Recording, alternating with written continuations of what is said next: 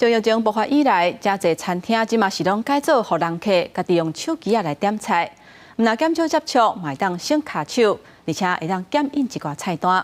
不过，有民众要是未惯习这种数位化点菜方式，即嘛伫巴西，甚至连政府都出面，要求业者都要提供传统实体菜单，互人客看。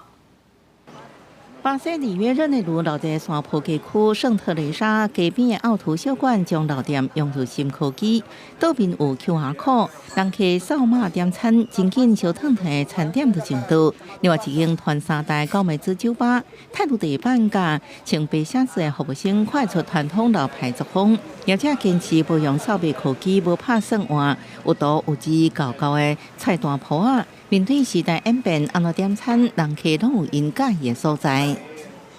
O que você prefere? Eu prefiro o cardápio físico, antigo.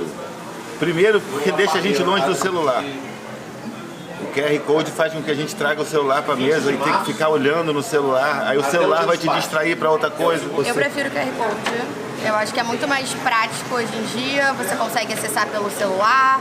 Normalmente tem mais fotos. O cardápio acaba ficando muito antigo e as fotos às vezes nem existem. Então eu prefiro o QR Code porque você consegue. 对真侪业者来讲，电子菜单有伊的优势，和追求菜色创新变化更较简单。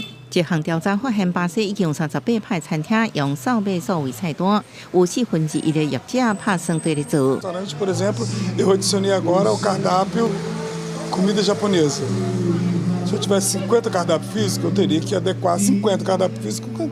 Então, o que é no digital, você vai ali, alguns minutinhos você fez.